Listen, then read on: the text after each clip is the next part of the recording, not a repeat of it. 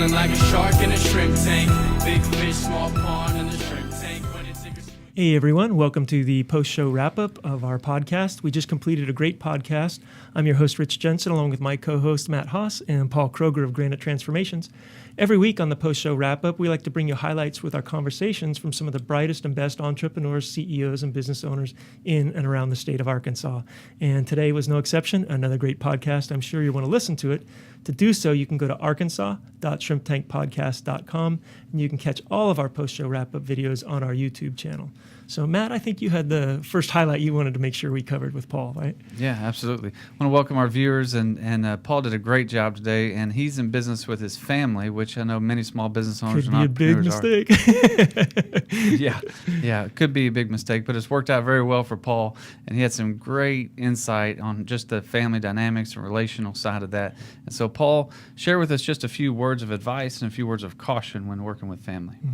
Yeah, so probably the biggest thing that I've learned is that when working with family, it's taught me you don't have to have someone else lose in order for you to win. And that's just, it's been an unbelievable thing to learn that through really by necessity, because when you're working with family, if they lose, you do lose also, regardless of who is winning in an argument. Good point.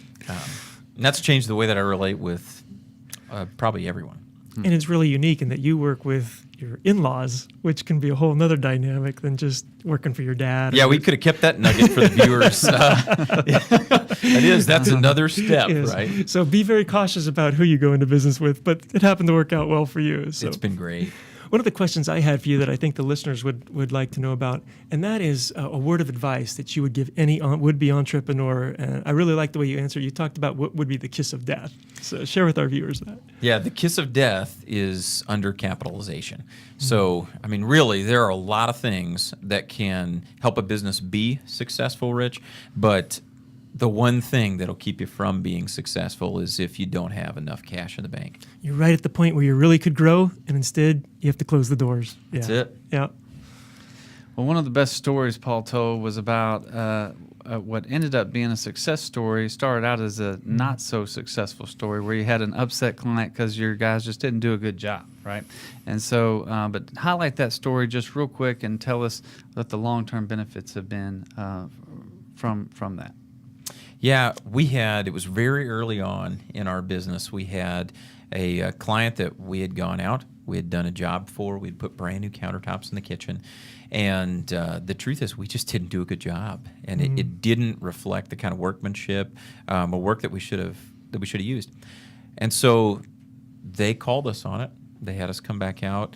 And I remember I was standing in this gentleman's kitchen, and he's literally telling me how bad my work is, and I can't say no. And your heart's in your throat. Yeah. You're going, oh man, we're a new business. And so I just asked him, I said, if you'll hang with me, we'll make it right. Yeah. If you'll hang with me, we'll make it right.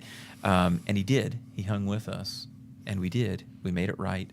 And, not too long after, the first referral came, and then the second referral came from this same person. Then the third referral came, and it was amazing because what I learned was that the monetary payback from that wasn't even what I really gained. Right. It was that there was a cultural shift, and there was a culture that was built early on in my business because everybody in my company thought that we valued making a client's job as good as we possibly could and doing the right thing for a client more than making money, more than the uncomfortableness of having to go out and admit fault.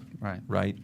And so that, to this day, is something that the employees of my company have been with me from the start still reference as one of the core values of our business. So you took lemons and made lemonade out of it. Because I know, when you get those calls from an angry customer, it's just your heart just goes to your throat, and you're just, oh gosh, this is the worst thing that could have happened. But man, you treated the person the way you'd want to be treated, which is, I think, was so key. So, Paul, it's been a great podcast that we had. Thank you so much for coming on. If our viewers wanted to get a hold of you or learn more about Granite Transformations, what you do, how well you do it, what would be the best way to get a hold of you, and also the best way to find out about, maybe utilizing Granite Transformations? Yeah, it's really simple. So you can call us, 501-791-3400, or just visit our website at granitetransformations.com. Well, it's been great having you. Thank you so much, viewers, for watching. I encourage you to go listen to the entire podcast. And in the meantime, until next week, stay safe. And remember, to become a shark, we all start out as shrimp.